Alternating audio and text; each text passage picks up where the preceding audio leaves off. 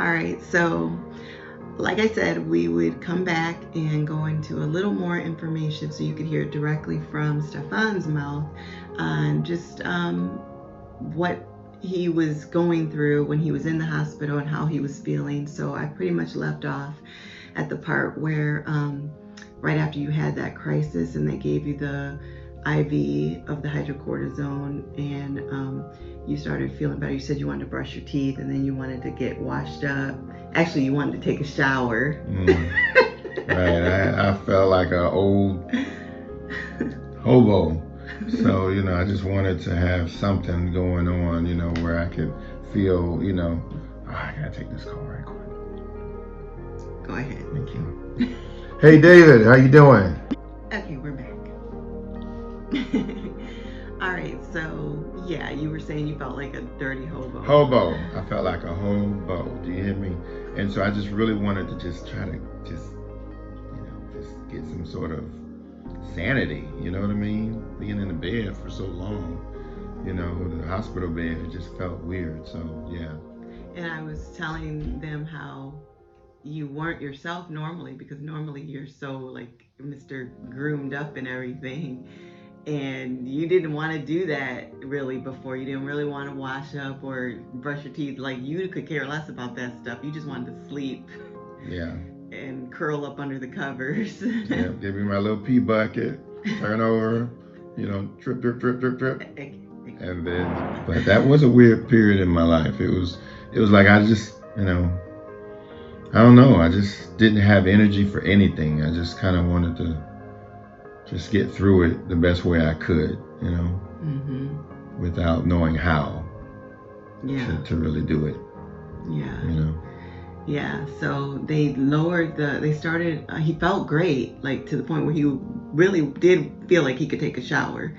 And he wanted to do the orthostatic blood pressure test, which is where they do the laying down and sitting up and standing up and see if his blood pressure dropped. He was like, I want to do that now because I feel so good. But they weren't having that at that point. They were scared to let you do anything after that scare. Yeah. So they didn't do it like for a couple days, I think, at that point. But they did start lowering the hydrocortisone dose, and they went down to 50 twice a day, still through the IV. And then I think it was the 25 and then the 10 and the 5 or something like that. But then you started not feeling like, you started not feeling good again. And if I remember correctly, the nausea started coming back again. Yeah, and I don't think I was eating at that point either. Yeah, so that didn't help, because I wasn't eating. And the hospital food when I first got there was good. I was like, oh, okay, I can do this. And then all of a sudden it just started becoming not good, and then I didn't want anything, and then coupled that with the medication, that wasn't helping, because I needed some sort of, food on my system.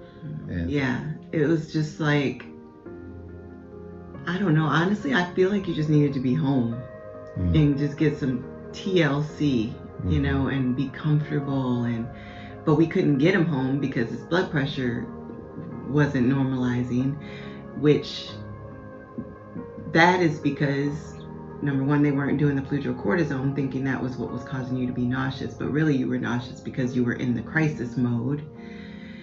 Because you weren't getting enough hydrocortisone. And number two, they weren't giving enough hydrocortisone because what we ended up finding out later from another doctor, which we'll get into, is you can take more hydrocortisone to make up for not having the fludrocortisone and be able to function, basically. And you weren't getting that. So he just wasn't getting what he needed. And I remember leaving the hospital, and it was just like, because I was on a high, because you were feeling so much better, and I could see the difference. You were talking, you were asking about the kids and being your normal self, and then I saw the decline happening again, and it was just like a gut punch. Every time it's like you make progress and then the decline starts, and it's just like a gut punch. So that was a gut punch. So I was so defeated, and I remember leaving the hospital, and I was fearing for your life at that point too, because I felt like that unit didn't know, they didn't understand the seriousness of it, and I felt like they didn't get that information fully from the other unit, maybe just a little glimpse of it, but not really. So they still weren't listening to what I was telling them, which is the standard protocol that you do in this situation, that we shouldn't be reducing the hydrocortisone yet. But they weren't listening, and they were like talking on the phone with an endocrinologist, because endocrinologists don't come to the hospital. So he couldn't talk to the endocrinologist and I couldn't.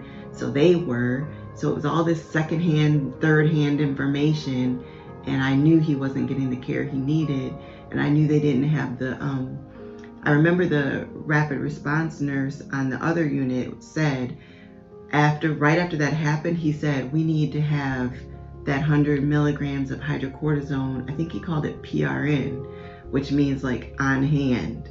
So if something happens, they have it available, because it can be life or death if they don't get it to you quick enough. And I remember saying something about that, and they kind of just blew it off. And then sure enough, remember the night that you called me and your heart was racing? They didn't understand the Addison's crisis or adrenal crisis. That's when they were giving me the morphine.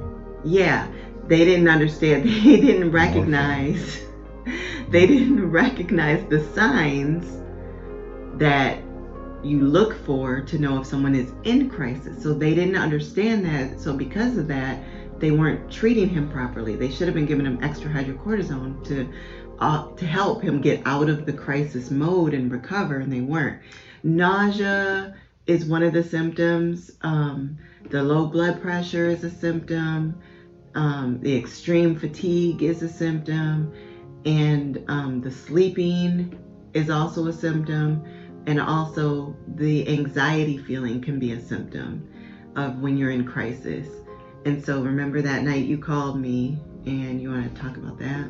Yeah, I just felt like I felt anxious. It felt like my heart was racing a little bit, like I just felt, like I felt uncomfortable, and then it started, in my chest. I was letting the people know, at the hospital, I don't feel right. I don't feel right, just something, and I felt like I was having chest pains, so. And that was after visiting hours, so I couldn't even go or be there. Yeah.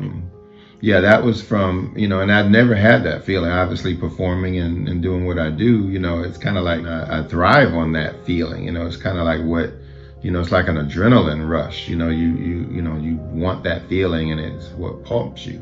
But recently it's what almost is a negative, because it affects me to the point where it becomes a distraction, and I can't focus because I feel, that anxiety, you know what I mean? And is it scary? It's not scary, but it's just distracting, because I can't move on. I can't say, oh, okay, I remember that feeling, I use it to fuel me.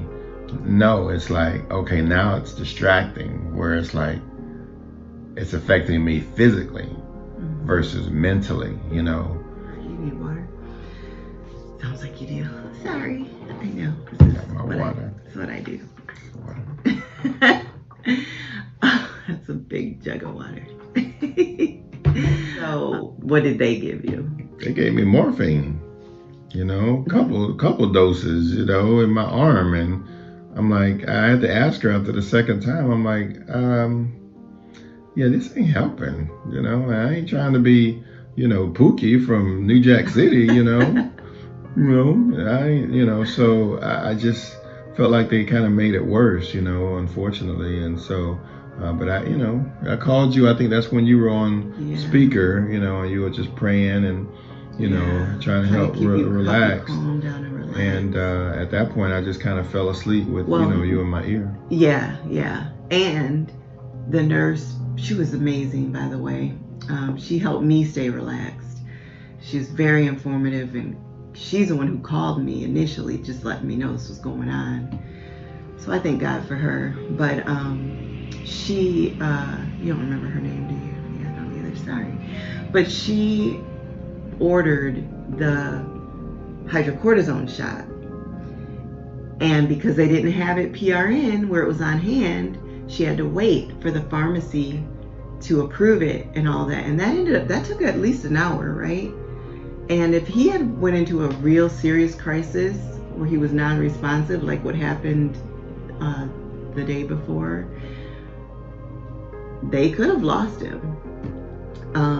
So that's where I was so on edge, knowing that they were not prepared for serious emergencies with this condition. So anyways, she gave you that hydrocortisone shot once she got it.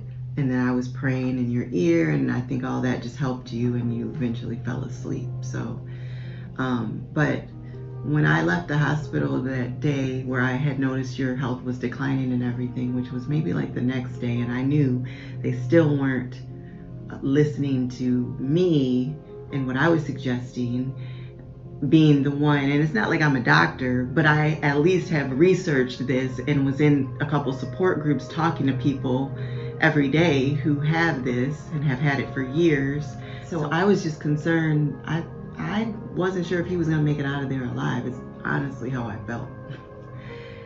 And I couldn't let that happen.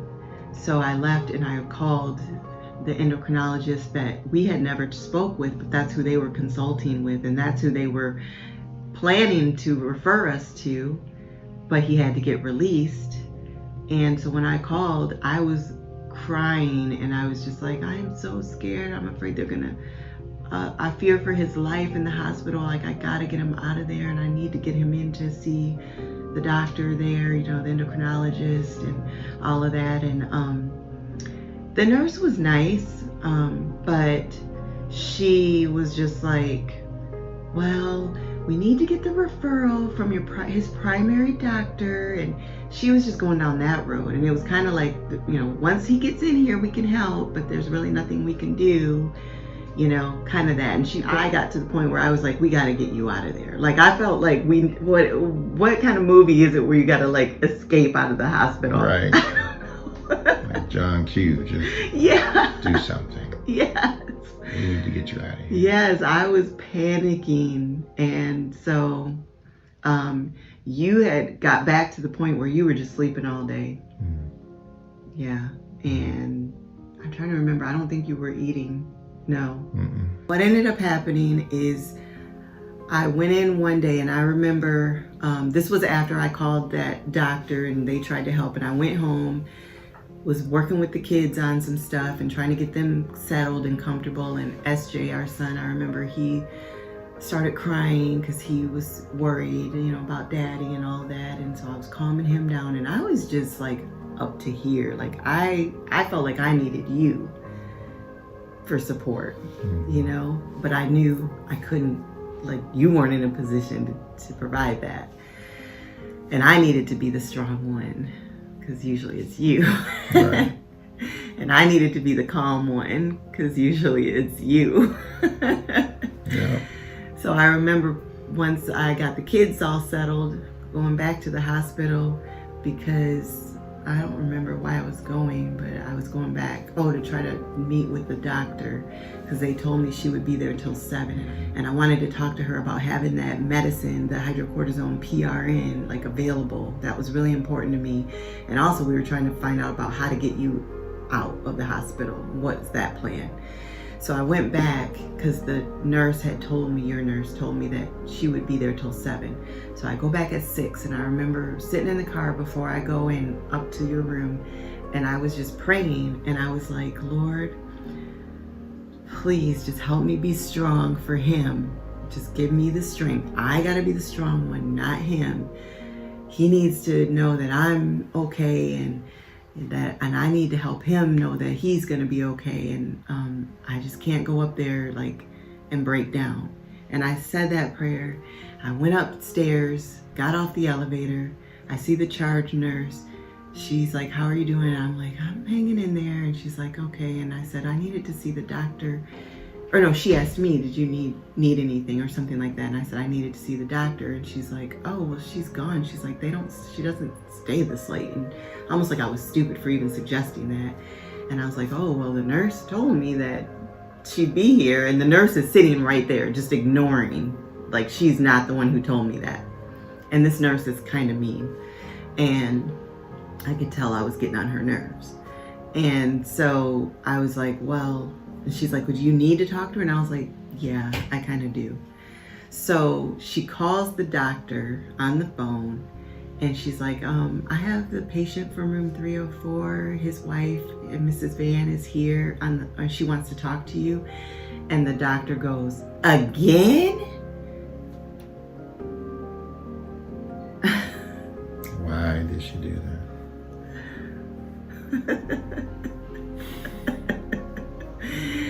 And I was like, yeah. And I had only talked to her one time the whole day, and the doctor was supposed to go check on some things for us.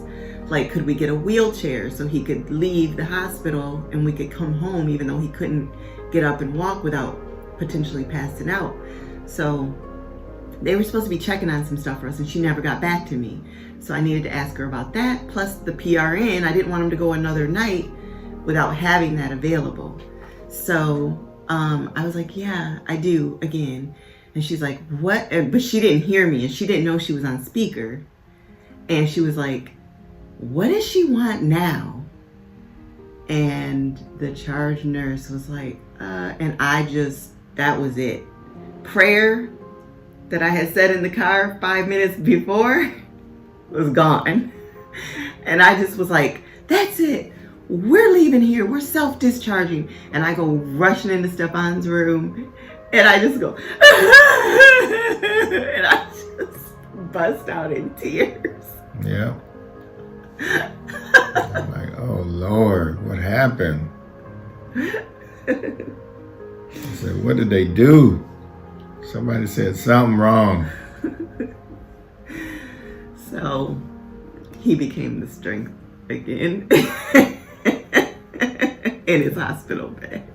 Yes. And the calm one. Nurse, what did you do? What did you say? Yeah, so the nurse came in there, and she's like, I have the doctor. She's right here. You can ask her, what do you need to talk to her? And I was like, no, that's it. We're leaving. I don't need to talk to her. Never mind. I'm just trying to save his life, which is what I had to do over there. And like, I just went off. So now they all hate me. They're probably mad at him because he's refusing medicines left and right. I'm like, no.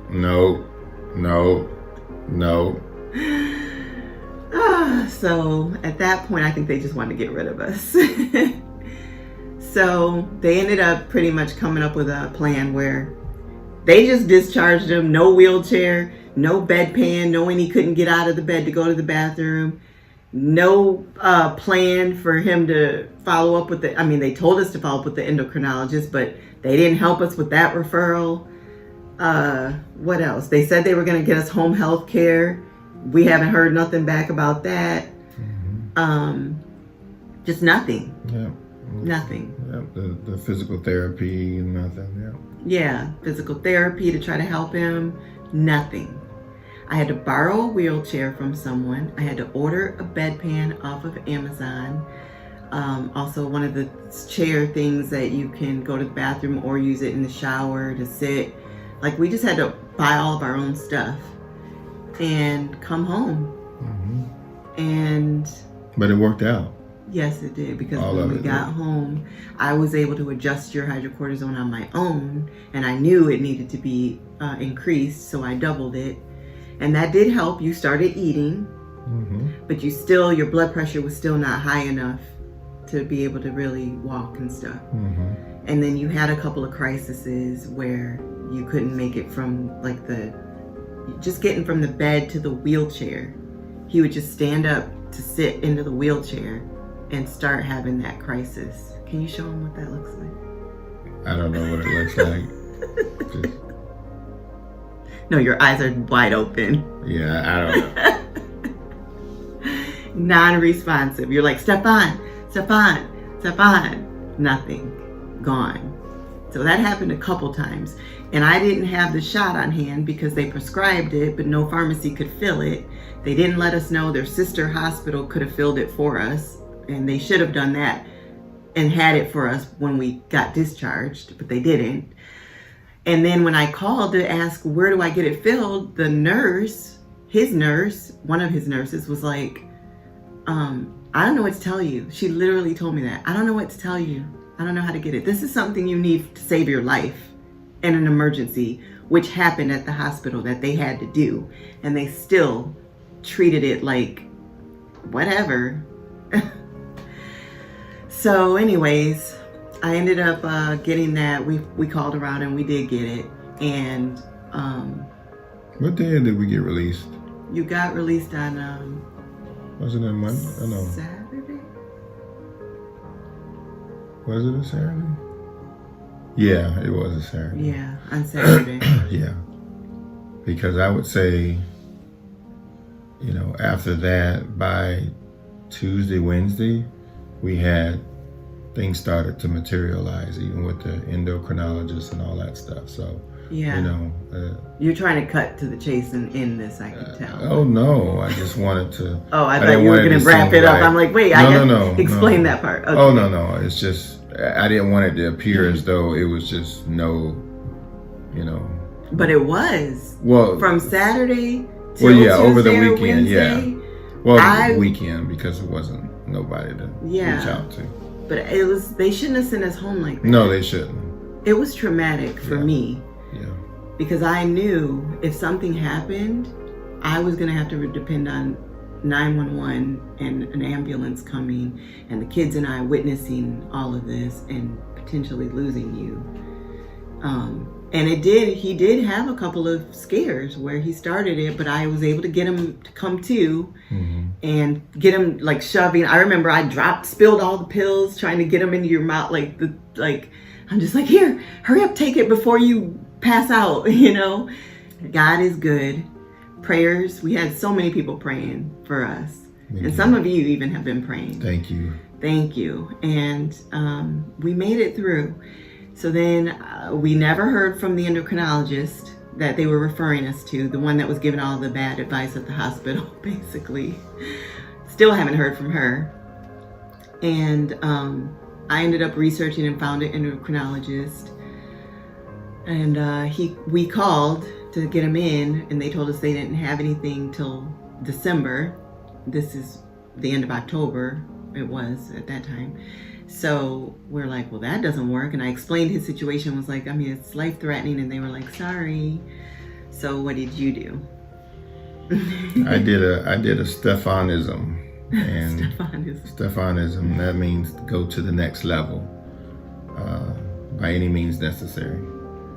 So I went on Facebook to see if we could make contact with that doctor. And sure enough. I have a question. Would you have done that if she wasn't black? It was a black endocrinologist. I'm just curious if that helped you feel more comfortable. It did help me feel comfortable, but I don't know if I would have done it because I didn't know if they would be accessible. Right. I felt like black folks, we are accessible. Some are accessible. Sometimes, right. So I figured that was worth taking the chance.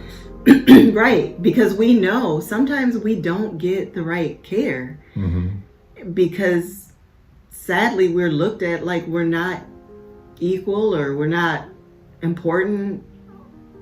I don't know, but sometimes it does happen to where our healthcare is not taken as seriously. Right. And they get mad at us if we are vocal. Now we've become the angry black people. Right. So at that point I figured, let's just try. It was like late at night. It was like 7 or 8, not late. It was about 7 or 8, after she had showed me who the person was. And I was like, okay. And then we saw a YouTube clip of her talking, and she seemed, nice and personable or whatever. Yeah. And so that's when I did the research and just sent her a message saying, hey, we have a really quick question, And she responded, what's your question? Did she respond right away? No, it was, an hour or two later.